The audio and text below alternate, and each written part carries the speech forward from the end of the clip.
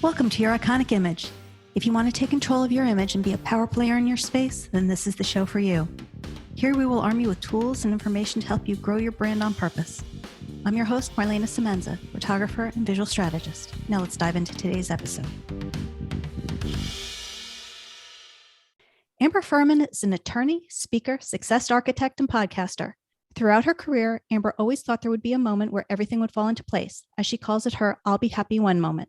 When that moment never came, she started to realize her entire identity had been tied up in being an attorney and chasing accomplishments to fill a void that accomplishments could never fill. Since digging into personal development, Amber has pushed the boundaries of her self-imposed limitations, living outside her comfort zone as much as possible, learning how the mind works and how our limiting beliefs affect our success. Welcome, Amber. I'm so glad to be here. Thank you so much for having me and letting me, I feel we were just talking about this and I'm super excited because I get to travel a lot. And so I feel like this is one of the benefits of what we get to do is like we can do this from anywhere and it really creates like a really cool freedom. So thanks for working your schedule around me. Oh, absolutely. So, when I was mentally preparing for all this, a thought came to mind that I had read, and it, in effect, it was if you live by a person's compliments, you will die by their criticism. And I thought that was just such an appropriate thing for this conversation, because how does that affect our success and our self-worth and our all those things going forward?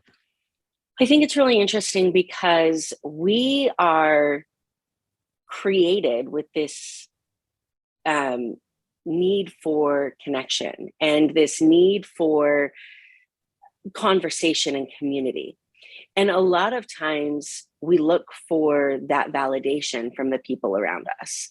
And that's what causes so many of the crashes that people have later on in their careers and their life, is that they have chased that person who thought this would be a good idea. So let me do that so they'll like me. When really what we need is that internal validation and that internal compliment, which is the most uncomfortable to give. And so I really think, I love that quote. And I think it could be expanded on by saying that the moment that you start chasing internal compliments is that moment that things kind of fall into place for you. And those seem to be the most elusive. So they are.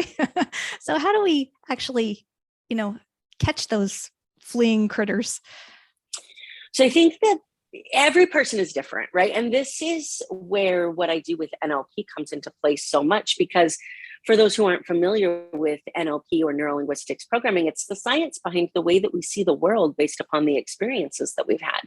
So there are some things that are universally accepted. And one of them that I find is almost universally accepted is that we live in a society where we were told not to brag, not to compliment ourselves, to compliment others. Now, there are exceptions to every rule in parents who raised their children to be complimentary of themselves, and they found this amazing balance between being confident and being egotistical. And that's the other thing too, is our society teaches us that confidence is egotistical until you get to a point where confidence is sexy and attractive and let me just exciting. Interject one thing. It seems to be more so for women than men. Yeah.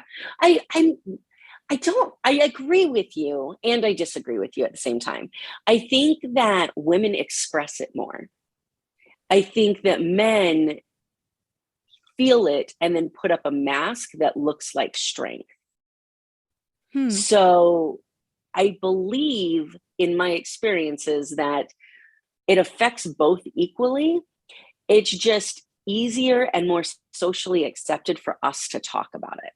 And so we think about it that way. See, and I would have thought exactly the opposite, that for women to express their strength, for women to brag, so to speak, it's more looked down upon than if a man does it. Because if a man does it, then that's showing. Let me clarify, because I see what you're saying, and I agree with you.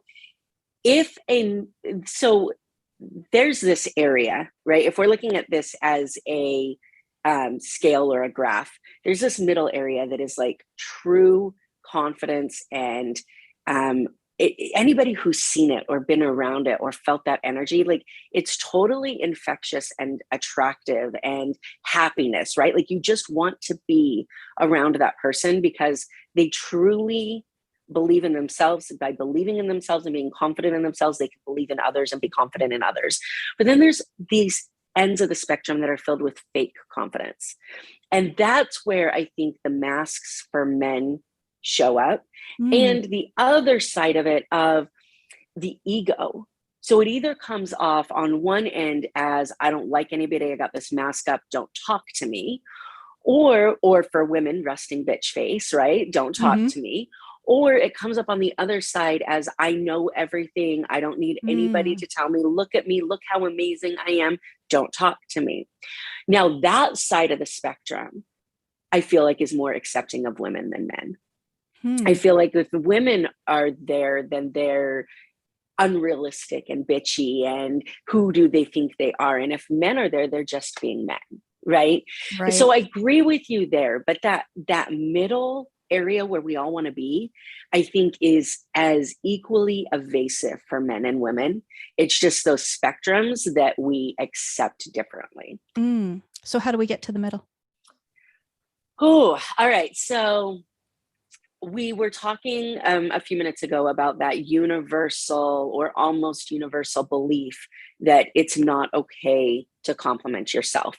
We talk about it's really interesting because we don't talk about our successes. We talk about other people's successes, but then we can't talk about our failures either, because then we're just asking for pity. So you're only supposed to talk about the things that go right, but then you're being fake.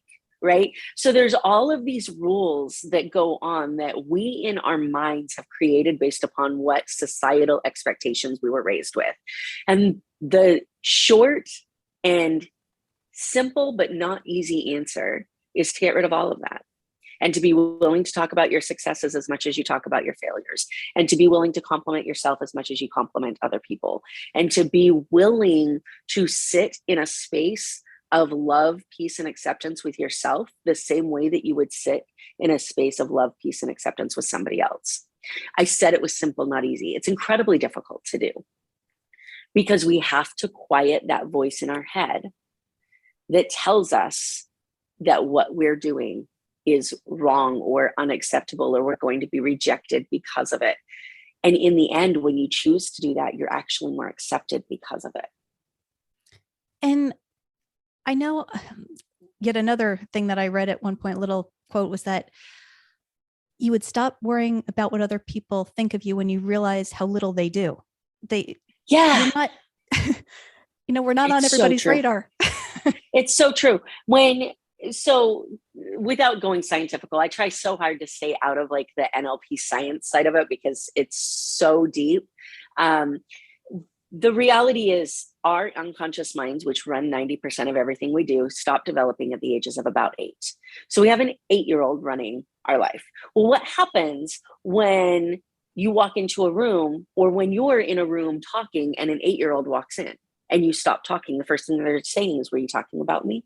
Our unconscious mind takes everything personally, everything. And this is why whenever you're giving advice to somebody, many times you're actually giving advice to yourself. Or whenever you're looking at somebody and saying, God, I can't believe that she did that. She's such a jerk. Like, she's so full of herself, and I don't know why she thinks she can dress like that. What you're actually saying is, I could never dress like that. I can't believe that she would do that because I would feel uncomfortable in that situation. Or you're saying, don't dress like that. If you ever dress like that, then this is what people are going to think about you. We don't realize that. This is where that fine line between self-deprecating humor becomes so dangerous, is our brains don't understand the difference between truth and fiction. This is why visualization works. This is why we like TV and movies and books so much, is because our brain takes it as real. This is why we can have a human connection and cry when somebody in a movie dies, knowing that the actor that played that person is doing an interview 10 minutes later and they're fine. It's because our brain takes everything as fact. So when you say, oh my gosh, I did that again, I guess you can't trust me. what you're saying is you really can't trust me. Your brain doesn't understand. So when I hear somebody who needs to deflect by self-deprecating humor, it's so dangerous.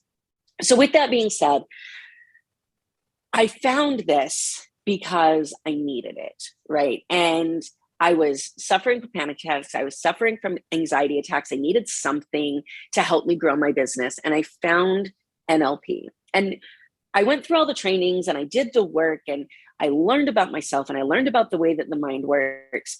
And about 1.5 years into my training, I was at the end of one of our sessions and I stood up in front of the group that we had been working with, our class for that training.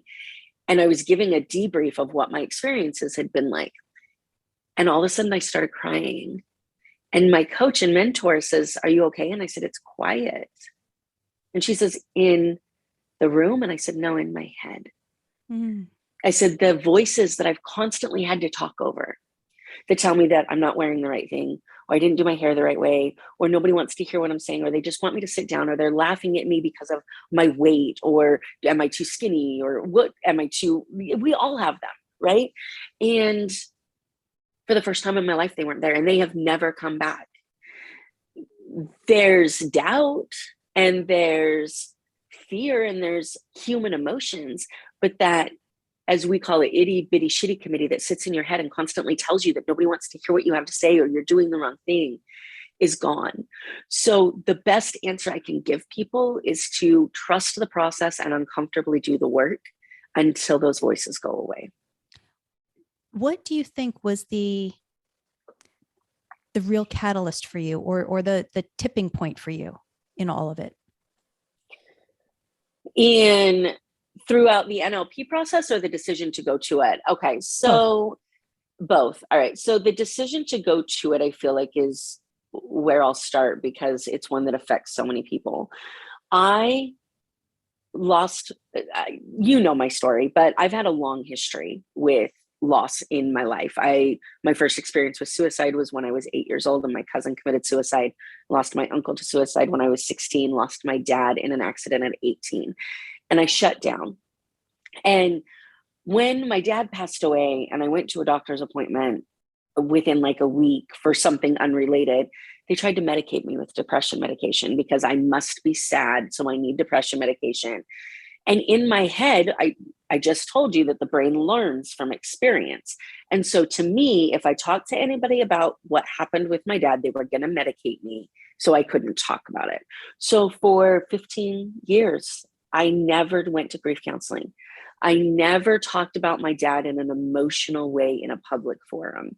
I talked about him intellectually. It's one of the reasons that I chose to go to law school, not to honor him, but to run from the emotions that I didn't want to feel about his loss. Because I tell people all the time that it's really ironic. And then when I learned about it, not so ironic, that I chose one of the least emotional professions to go into after all of the trauma that I had had, and how emotional that profession really is. We just refuse to feel it, which is where we're at right now. Right. So, for 15 years, I compartmentalized. I ran from my emotions. I refused to feel. I wonder why all my relationships failed, because I didn't understand that you can't hide certain emotions and feel others. And in 2016, I was living the life that was supposed to take it all away. You talked about it in the beginning, my I'll be happy when moment. And I wasn't freaking happy. And all of a sudden, instead of all the rainbows and sunshine and happiness that this was supposed to bring, I was the same and I was still numb and I was exhausted. And that's where the panic attack and anxiety attacks came from. So I started going to therapy. And in therapy, I was talking to my therapist maybe 2 months in. And I said, I just feel like such a failure. And she says, Amber, you have a 6-figure income. You have a law degree. You're the first person in your family to go to college. You live by yourself. You support yourself. You don't rely on anybody. You're respected in your profession. I could go on and on. What does success mean to you? I said, I don't know. Nobody's ever asked me that. So that was kind of the first step. of realizing that I didn't know what success meant to me, and realizing that it didn't have to be the prestige and the respect and the money that came along with being an attorney. So when I opened my business, I realized that I knew absolutely nothing about running a business. So I started to try to find business seminars. And one of the seminars that I walked into was NLP based, talking about you get to achieve the success that you want to have. Well, combine the fact that I didn't know what success meant for me with the fact that somebody here was telling me how I could have it. Those two things seemed contradictory to me, and I wanted to explore that more, which is why I went down that path. I feel like this is important to go into because what I did is so common. And I was so manipulative and so emotionally controlling to the people around me, and I had no idea whatsoever. It showed up as calling the people that I was dating constantly. It showed up as a complete lack of trust, but what that looked like was wanting to be with them all the time and being clingy and attached at the hip. It showed up as expressing whatever emotions I needed to express to get somebody to do what I wanted them to do. And I didn't even know that I was doing it. What led to my panic attacks and anxiety attacks was I was away from Las Vegas at some court appearances in Reno. And I got in an argument with the person I was dating at the time. And all of the emotionally manipulative things that I would do in the past don't work when somebody won't pick up their phone. And for the first time in my life, I was left to me. I was left to sit with myself and deal with my own emotions and talk myself off. Why am I feeling like this? And I didn't have the tools and resources to do that. So I hyperventilated in a corner for 4 days. So I called a therapist while I'm up. And this is the most important part of my journey. I called a therapist while I was in Reno, booked an appointment, filled out the intake packet because you're in that pain point, right? It sucks. Mm-hmm. You feel it. And then I get home and my ex picks me up at the airport and life is normal again. And I'm fine. And I don't really need to go talk to anybody because I'm okay. Right. And so this is really 15 years of my cycle is I'm really sad. Let me manipulate my situation to control what I can. Now I feel better because I'm in control. So I don't really need to talk to anybody. And God bless him. He edits my podcast now. He's my best friend. We never dated after that moment, but he's my best friend. He looked at me and said, what do you have to lose? You've paid the first consult. You've filled out all the forms. Like all you have to do is show up. If you go and you don't need it, you haven't lost anything that you haven't already done. Mm-hmm. And I was like, well, I guess I'll go just so I can prove to you that I don't need therapy. And then 90 minutes of bawling later, because I didn't need therapy, I worked with her for another year. So I go this deep into this story because so many people are living that cycle. Yeah. I want to talk to somebody. I want help. I need help. I want to learn this. I want to get out of my career. I want to, whatever that is for you. But then something happens to normalize the way that you feel. And it's never healthy. It's never a healthy response. And then all of a sudden you're fine until you're not. And then when you're not fine, the only thing you can think about is how do I get fine again? But then as soon as you're fine, you don't need it. And I continued living this cycle until my mind, my body, my soul, everything said, you can't do this anymore. And it showed up as panic and anxiety. So that's the first thing I want people to understand is that it's okay to not be okay. And it's okay to go talk to somebody. And it's okay to acknowledge that you need something and don't know what that something is and bring somebody into your life that can help you find that. Where the turning point came in my actual transformation is throughout the NLP process, throughout the training, there's something that we do that deals with your relationship or unhealthy relationship, I should say, with the 5 major human emotions: anger, fear, hurt, sadness, and guilt. And It's going to sound really voodoo if I explain it in too much detail. So I'll surface level it, that because it is weird. I never would have gone. If anybody would have said, this is what it's going to look like, I'm like, you witch, go away. The reality is, though, we allow your unconscious mind to go back to the first time that it felt those emotions and look at all the other things that that actually could have been or could have meant, and then reassociate what that emotion or that relationship means. Because the first time that we ever feel hurt, sadness, anger, fear, or guilt is compounded throughout all of the other experiences that are dictated by that one experience. Can you give me an example? Yeah. So let's say when you're a kid, you want to go out and you want to play with your friends and your mom says no, and you get pissed. And actually, you know what? This is the perfect example. You get pissed and you throw a temper tantrum and you get what you want. Well, what that tells you is that getting angry and throwing a fit results in you getting what you want. And then as an adult, that looks like getting angry, throwing a fit gets you what you want until it doesn't, right? Now, what that harnesses as isn't let me be emotionally manipulative. What it harnesses as inside of us is this person doesn't understand me. Because when you're 3 and you want to go outside and play in the street and your mom says no, all you think is my mom doesn't want me to have any fun. Right. I hate her, right? When you're an adult and you want to go on vacation and your boss says no, all you think is my boss doesn't want me to have any fun, right? It's the same. So our relationship with those emotions dictates how we show up. If we were capable of going back to that moment when we were 3 and realizing, oh, my mom didn't hate me. She actually loved me and wanted me to be safe.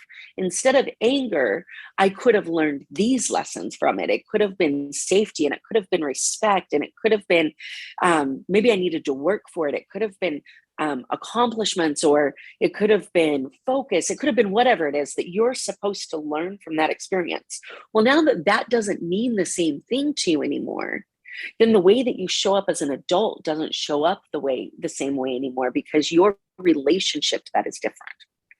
So it's this huge, long process. And when we do it in a training environment, or when I do it with a client in a breakthrough environment, so this is what coaching with me looks like.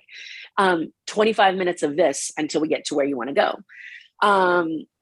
When somebody says, I don't have time for a year of that, we can do it all at once. And it takes about 12 to 18 hours, depending on the person and how much they fight it and how deep that they will allow themselves to go. Because we're onions, right? Mm-hmm. So when we do this once, then all of a sudden we think of other things that we've been repressing because now we've dealt with these emotions. So it's constant work. We are a constant work in progress. And allowing yourself to do the work is where you grow and you transform. So for me, the moment that I talked about where those voices disappeared in my head was the moment that I sat down and did this. Mine was 16 hours, a 16-hour breakthrough where I just really reinvented myself in my head. And what's really cool as a practitioner of it is we show up neurologically through physiological appearances. So if you've ever seen somebody and you're like, man, you're like, something happens to them and they're just glowing, right? And they look like a completely different person. You see somebody who maybe goes to a retreat or they go on vacation, and when they left, they looked one way. And when they come back, you're like, man, you look completely different. It's because they are completely different because of the way that they're showing up neurologically, and that's expressing itself in physiological terms. This is why interrogators are so good at what they do, because something triggers you, your eyes move, your skin gets red, your voice changes. Like, we constantly have physiological responses to things. As a criminal defense attorney, I've only represented one client with multiple personalities, and it was one of the most terrifying experiences I've ever had. Not from I was afraid he was going to hurt me standpoint. It was before I found out any of this that I'm doing now. It was from I don't understand what's going on in your head, and that scares me standpoint. But I would sit in a room with him, and you could see him physiologically change as his personality shifted, and his voice would change. Like one moment I was talking to my client, and the next moment I'm talking to a woman, and her name's different and she doesn't remember. Like, it was so weird. Doing this experience with people, this breakthrough experience, is the closest way that I can describe it is back to that multiple personalities situation where I'm working with somebody and they're one person. And as we're going through the work, I can physiologically see the moment that their brain transforms. I can physiologically see in them the moment that it clicks and they are showing up differently. Some people stand up straighter. Some people, like, their entire physiology completely changes. And it's the coolest thing to watch, because when you're on the other side of that, they are completely different people. So I'm going to liken it, because I don't fully understand all the ins and outs of it. I'm going to liken it to letting baggage go along the way that you've been carrying. 100%. And so how do we, once we've let baggage go, how do we keep from picking it back up? Oh, yeah. So those are the tools and resources that we need to be able to gain, because we never pick up the same baggage. You just pick up new baggage, right? Like, it's this constant, like, I let go of that. And that now, one's got pretty handles. Let's go with that. Yes, let's do that. Exactly. So it really comes down to what we were talking about in the beginning, being able to be present and kind and loving and supportive of yourself, to be able to ask yourself, what's the true purpose of me wanting to be involved in this person, place, or thing? I recently did a podcast episode on how outgoingness can be a mask for insecurity. And for me, it definitely was. I was constantly doing things. I was involved in dancing. I was involved in obstacle course racing. I was a full-time attorney. I was involved in camping and hiking and being with my family. And my mom would always tell me, like, when are you going to slow down? And I'm like, no, I'm good. The truth is, if I slowed down, then I had to sit alone with myself. And I had to hear the thoughts that I didn't want to hear and the thoughts that I didn't want to think. So I'm exhausted. I don't want to go hang out with people anymore. I'm a huge introvert, right? I need my alone time to be able to recharge. But in my alone time is me. And I don't want to be with me. So I'm just going to exhaust myself until I come home, I pass out, I go to sleep, I wake up in the morning, I start doing stuff again. So I don't have to be alone with me. This was what I was dealing with for so many years. And everybody else saw it as, good Lord, Amber has a lot of interests. I do. I have a lot of amazing interests, but that wasn't why I was doing them. So now, any introvert, and really there's some extroverts that go through this too, but introverts will understand when somebody asks you to go do something and you're really enjoying that warm, comfy cave you've built for you on your couch, and you don't want to go, but if you don't go, you're going to feel guilty for not going. And so you go back in this. Yeah, I know. I never feel guilty. Seesaw. Yeah. The seesaw Like, in your mind. Being able to ask yourself, like, what is the purpose for me wanting to go? What is the purpose for me not wanting to go? And being able to answer those two questions and reconcile them. The purpose of you not wanting to go might be fear. The purpose of you wanting to go might be that you don't want to upset anybody. And if that's the reason that you want to go, then don't go. Stay home in your little cave. If fear is the reason you don't want to go, then get off your ass and go.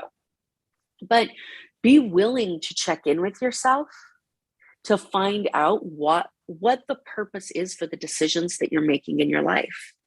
Because until we understand what the purpose is of our decisions, we can't make better ones to create a better life for ourselves. Being willing to understand the purpose of our decisions requires us to have real conversations with ourselves that many of us don't want to have. So we just fill our days with as much stuff as we can. Mm.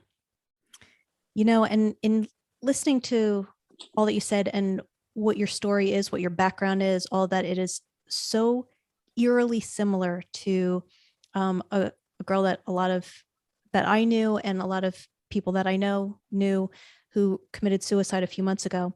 And so, and I understand that you are not in that space. Those aren't the people that you talk to, deal with. That's not your expertise. However, if because it is so similar to the situation you were in, if you were to go back and talk to that version of Amber, knowing what you know now, what would you say to her? Oh, so you're right. And I do want to clarify that I'm in no way a therapist. I'm not a psychiatrist. I'm not a psychologist. I don't treat. I would say feel like be willing to be open and vulnerable with people with zero fear of retaliation. Because I feel like that's one of the reasons that we keep things inside so much, is because we wonder what people will think of us, do, or say to us if they knew what we were experiencing. And this is so much my story. I've never been suicidal, but I have had moments where I felt like if I talked about what I wanted to talk about, I was going to lose my career, my circle, my life that I had built so much for. And, I've never been in a situation where I don't see a way out of that. And I'm so thankful for that. The other thing that I want to say, and this is to everybody else, anybody who thinks that random thoughts in your mind are random thoughts is completely and entirely wrong. We are all energetically connected. And there's this really cool video called I Am. You can purchase it on Amazon Prime. It's like $3, I think. And it's directed, it's a documentary by the director of most of the like the Mask, the Jim Carrey movies. Okay. And it's his story about how having all of the success and the money made him unhappy. And so he was in this point where he physically made himself ill because of how unhappy he was.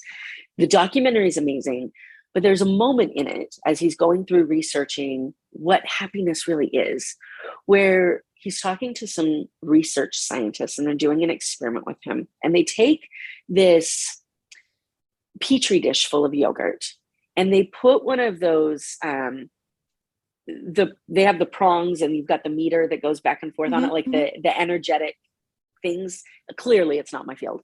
And clearly mine either, because I can't help you with that. But you know what I'm talking about. You can see it, right? Like the little box with the arrows that go back and forth and the electrons that go in whatever you're testing. So they put that in the yogurt and then they sit him next to the yogurt, not connected by anything. And they ask him to think about things. And he was going through a bad legal dispute at the time. And they said, do you want to call your attorney? And the yogurt started spinning, right? It started energetically responding to his thoughts, whether they were positive or negative. So we are all energetically connected to every person and thing that we in our life. So when you're sitting in your house, and this is for everybody else, when you're sitting there and you think, man, I really should call Marlana today, it's not a random thought. If that person has popped into your head, they've popped into your head for a reason. How many times have we decided to act on that? And we've picked up the phone and we've called somebody. And what you get is normally one of two things. I just had the most amazing experience. And it's so crazy that you called me right now. Let me tell you about it. Or you have no idea how much I really need to talk to somebody today. How many times have we left a comment or sent a text message to somebody saying, I don't know why, but I feel like you need to hear this right now. Or we've seen a Facebook post and we're like, man, that's what I needed to hear right now. Nothing's accidental. So for the people who are on the other side of it, that think they should be reaching out to somebody, you should be reaching out to somebody. What's the worst that can happen? Is they say, oh, hey, thanks for calling, right? I promise you they need to hear from you. So I don't know if that is the answer you're looking for, but that's what I've got for you. Love it. Love this whole conversation. And with that, Amber, I just have 4 final questions for you. Okay. First one is, what is the best piece of advice you were ever given? So I thought about this for a long time. And I think the best piece of advice that I can give in the context of this conversation was from Brene Brown in her TED Talk, The Power of Vulnerability. And she's actually, it might have been one of her follow TED Talks talking about the power of vulnerability, but either way, it was Brene Brown. And she said, if you're not also in the arena getting your ass kicked, I'm in no way interested in your opinion. Yeah, I love that whole Invictus poem. Yeah. Share with us one thing on your bucket list. There is, and this will happen next year. So you guys, fear has driven my life for a long time, and it showed up as academic achievements. I have never had a passport, because if I had a passport, then the reason that I haven't explored the world is me. If I don't have a passport, then I can't go. So I just got in the mail my first passport 2 weeks ago, and I'm going to go to Finland over my birthday in 2023 and sleep in glass igloos where I can watch the Northern Lights. Oh, so very cool. My dad, I told you that he passed away when I was 18. I just recently got this tattoo in his honor, and it's the Northern Lights inside of a dolphin, which is my spirit animal. The Northern Lights are on my dad's headstone. They were mine and my dad's connection. It's the stars. I can go sit on the stars and I can just feel his presence every time I'm there. And so I'm really, really excited to jump on a plane, go to Finland, and just be with nature and his memory and all of the beautiful things and overcome my fear. I've never traveled internationally except Canada, and I'm half Canadian, so that doesn't count. Okay. When the toy companies finally get around to making an action figure of you, what 2 accessories will it come with? This was hard. So I'm going to say wings or a cape of some kind, because flying's fun and I love it. And then the other one is going to be some sort of truth procuring device, whether it's a serum and it's not because I want to know what everybody is thinking behind what they're thinking. I can gather that for the most part with the training that I have. It's because, could you imagine how amazing of a world we would live in if everybody was willing to be honest with themselves and others about how they felt? And if I could be a part in creating it does remind me of that Jim Carrey movie, though, and that kind of went a little haywire. It did. However, there's the other side of that, of being willing to accept other people's version of honesty, which is what that movie misses, right? I can tell you what I'm feeling and how honest I'm being, and you can't tell me I'm not being honest, right? Because it's not your truth, right? So the willingness to speak your truth and the willingness to allow others to accept it. So whatever piece of equipment allows me to give that to the world is what I would carry while I fly around and zoom. Love it. And the last one, Amber, how do people find you? They want to hire you. They want to work with you. NLP stuff. How do they find you?